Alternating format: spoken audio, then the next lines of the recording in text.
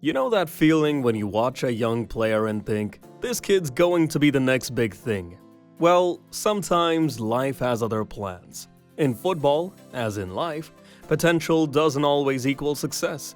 Let's dive into 6 fascinating stories of players who could have ruled the beautiful game but ended up leaving us wondering, what if? Before we jump into our stories, let's talk about what we mean by wasted potential. It's not just about being good at football, it's about having that special something that makes scouts' eyes light up. Coaches lose sleep with excitement, and fans dream of future glory. But then, something happens. Maybe it's injuries, perhaps it's personal demons, or sometimes it's just plain bad luck. When we talk about wasted potential in football, we're not just discussing good players who didn't make it big. We're talking about those rare gems who had that magical something. That special sauce that made veterans stop and stare during training. That made hardened scouts pick up their phones mid-match saying, "Boss, you need to see this kid." Think of potential like a lottery ticket worth millions. Some players cash it in and live the dream. Others, well, they somehow let that ticket get washed in their jeans. Let's meet some of those players who had winning tickets but never quite made it to the collection counter.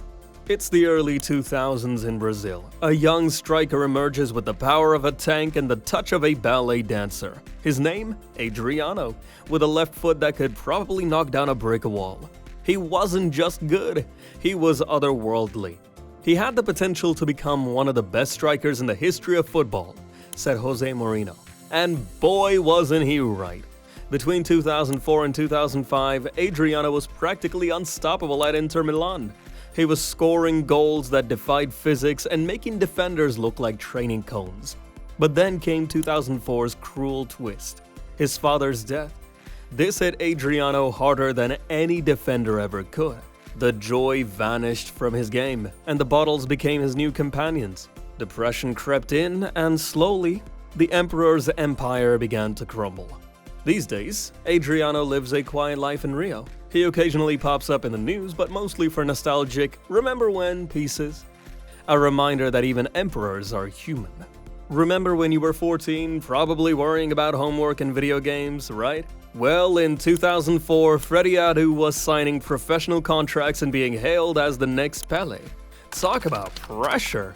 Nike threw a $1 million deal at him before he could even drive.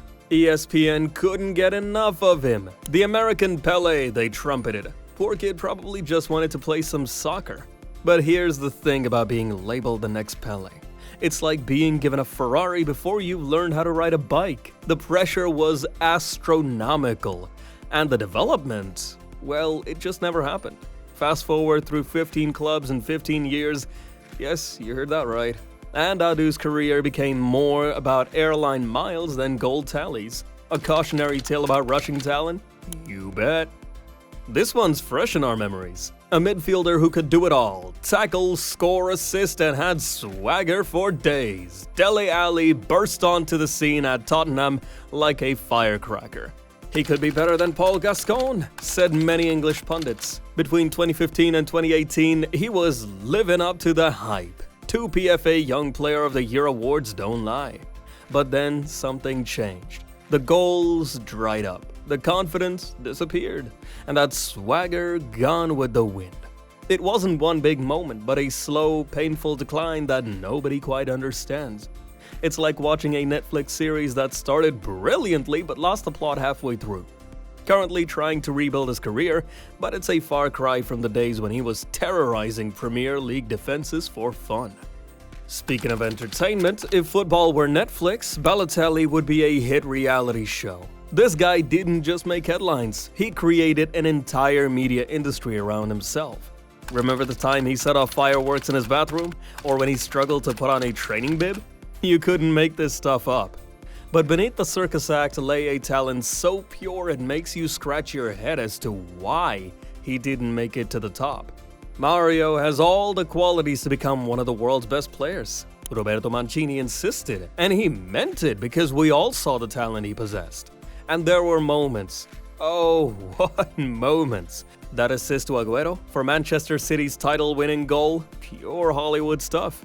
Yet, for every brilliant goal, there'd be 3 headlines about his latest escapade. The "Why Always Me" shirt he once wore became less of a quirky statement and more of a tired question we all knew the answer to. Also, remember that nonchalant trick shot in a preseason game for City that saw him get subbed off immediately? Crazy guy.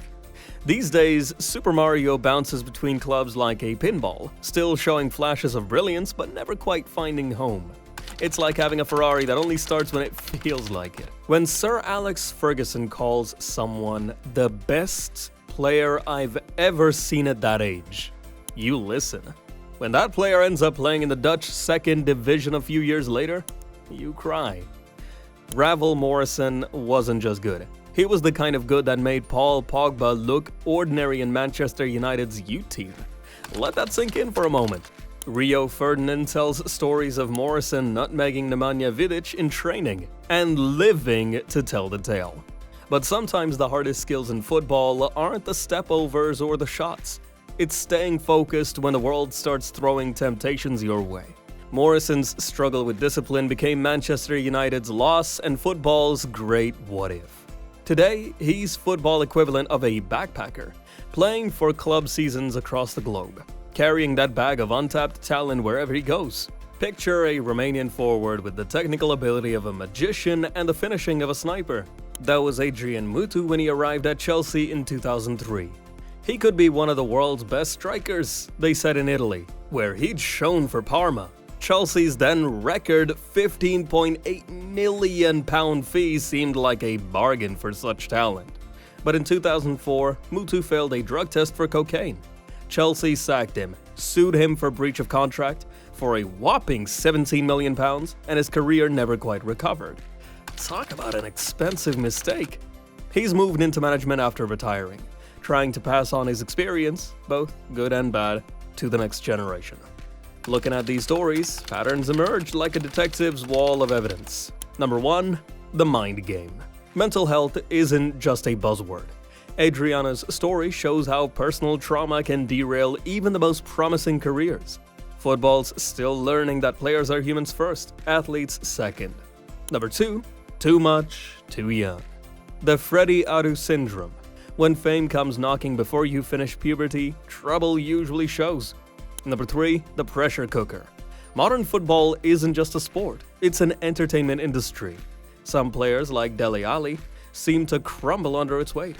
Number 4. Character versus talent. Balotelli and Morrison proved that talent without discipline is like a sports car without steering. Spectacular, but ultimately useless. Number 5. The choice factor. Mutu's story reminds us that careers can turn on a single decision. One wrong turn, and suddenly you're on a very different path. These stories aren't just about football. They're about human nature, pressure, expectations, and the thin line between greatness and what could have been. They remind us that even the most gifted athletes are human, vulnerable to the same struggles and temptations as anyone else. These stories teach us something profound about sports and life: talent. That mysterious gift that makes some people able to do extraordinary things with a football isn't enough. It needs nurturing, protection, and most importantly, guidance. For every Messi or Ronaldo who maximize their potential, there are dozens of Adrianos and Balotellis who remind us that the path to greatness is paved with more than just skill. What do you think? Which of these stories hits closest to home? Maybe you remember watching one of these players in their prime, thinking they'd be the next big thing. Or perhaps you can think of other talents who deserve a spot on this list. Drop your thoughts in the comments below. After all, football's greatest gift isn't just the beautiful game itself. It's the conversations it starts and the lessons it teaches us about human nature. Remember, while these might be stories of what could have been, they're also reminders that in football, as in life, it's not just about the talent you have, it's about what you do with it. And who knows, maybe somewhere out there a young player is reading these stories, taking notes, and preparing to write a different ending to their own tale. Because in football, like in life, sometimes the best stories are the ones yet to be written.